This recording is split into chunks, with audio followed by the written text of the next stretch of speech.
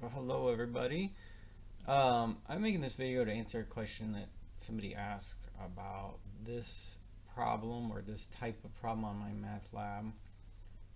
Um, but before I get started, I thought I would show you.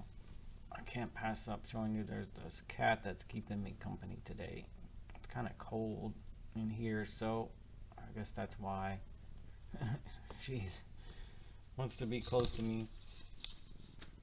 You can even hear she's purring, so she's pretty happy, I would say. Anyway, it's nice to have some company when you're making math videos. Uh, but let's do this problem. Okay, so first I'll talk about just the graphing, and then I want to talk about the second part of the question about what the range is. Now, this function has two components to it, and I would think if I was showing somebody how to do this from scratch, I would work on each part individually. So notice here I've taken in steps. Step 1, graph y is 2x if x is less than 0. And step 2, graph y is negative 2x if x is greater than or equal to 0. So I'm doing it in steps, right? I'm taking this first part, y is 2x if x is less than 0. I'll graph that all by itself, forget about everything else.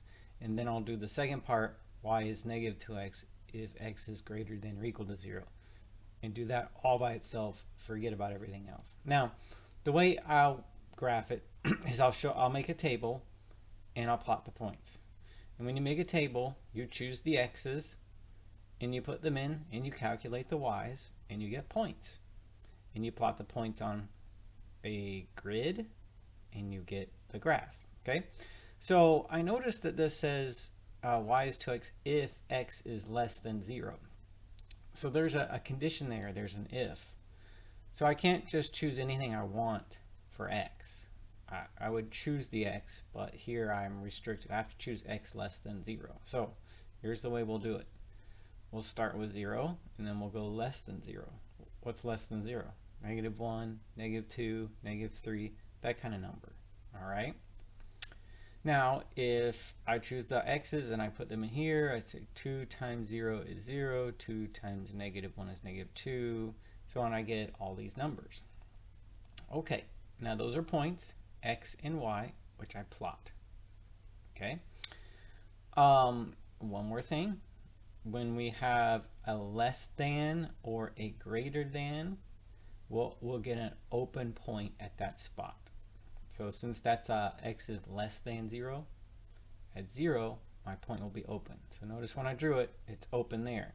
I filled in all the other points though, and then drew the line to trace the pattern that I see. So when I graph this, I first put the points on there without the line. I said those points look like they form a line, and then that tells me the graph. Notice the arrow says that the graph does continue on forever because I could keep going. I could put negative 4, negative 5, negative 6, x less than 0. Your numbers never stop. So that arrow means that this line does in fact continue in the direction that you see it. And why doesn't it go off to the other side? Well, because we're just graphing points where x is less than 0. Over here on the other side, x is 1, and x is 2, and x is 3. Those numbers are bigger than 0, so that's why it's like this. Okay, that's the first one. We do the second one in a similar way. Okay, it says y is negative 2x if x is greater than or equal to 0. So here the x's I choose will be greater than or equal to 0. Okay, so that'd be like 0, 1, 2, 3, 4, 5, 6, 7, and so on. Now, we have sometimes open points, sometimes closed points. Less than or equal to or greater than or equal to will give you a closed point. So when I put 0 in here, 2 times 0 is 0. That point is closed as opposed to open on the graph. 1 going in here, negative 2 times 1 is negative 2. 2, negative 2 times 2 is negative 4, and so on. I get all those other points. I get an arrow suggesting, yes, the graph continues on forever like that because I could keep plotting points. I could go to 4, I could go to 5, I could go to 6 and get more points, and they would continue in the direction that you see this line going. That point's closed, as I indicated, closed points are always associated with greater than or less than or equal to. Okay, and why doesn't it continue off in the other direction? Well, because the instructions were x is greater than or equal to 0. Over on this side, x is -1, -2, -3. Those numbers are they're not greater than or equal to 0. They're on the other side. Okay, now, so I graphed these individually. I took each part of this out and worked on it individually.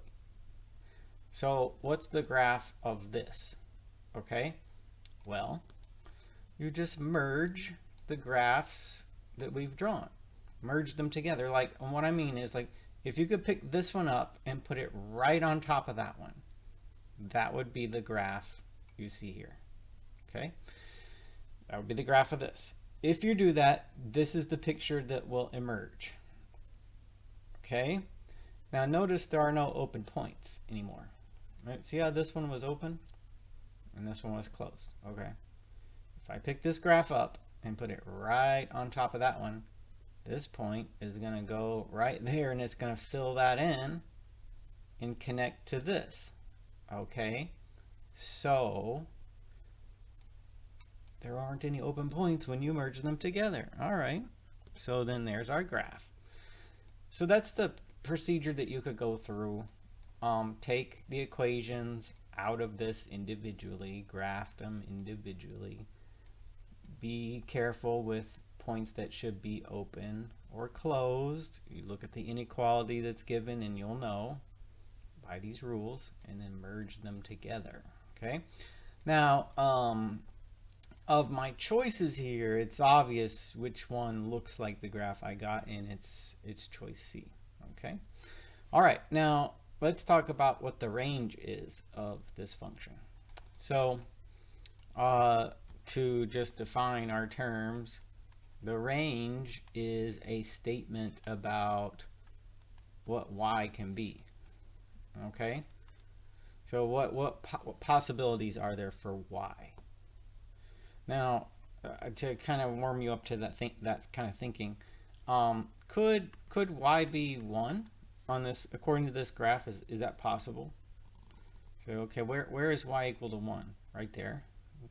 Is there a graph up there? Are there any points up here where y is 1? No. So the graph just doesn't go up there. There's not a point on the graph where y is equal to 1. All right, so that's not a possible y coordinate.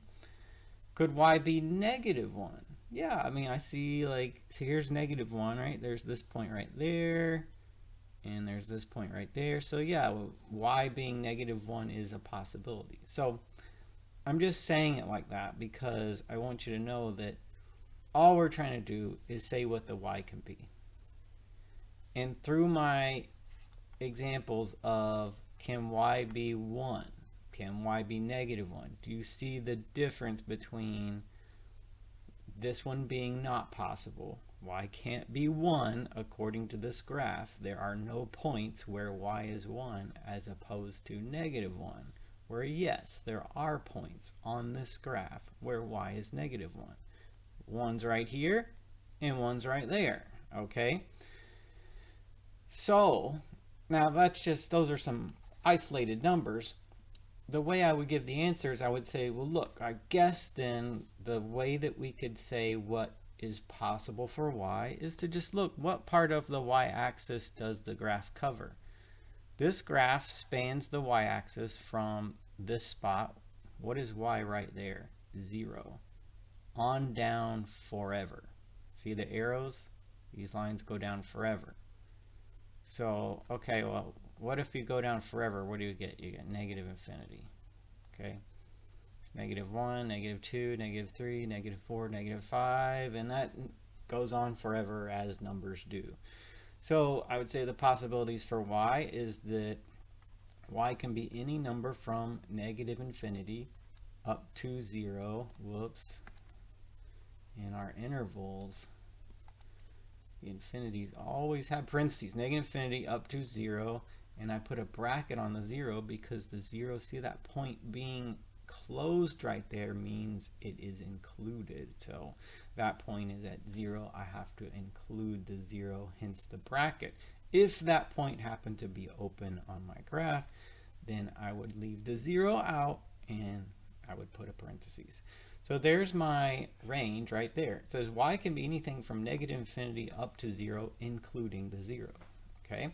Now, I have my range. It might seem a little weird to answer because we're given all these choices, okay? The range does not have any isolated values. The range has at least one isolated value, or so on. An isolated value would be if there was like some random point detached from the graph, okay? So like if our graph looked like what you saw it to be right here, but then there was like some point, you know, disconnected from the rest of the graph, that would be an isolated value.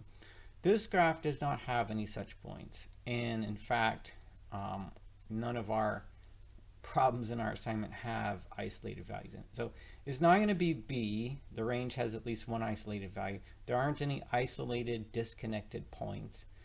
And C, the range consists of exclusively one or more isolated values. There aren't any. The graph is continuous, okay?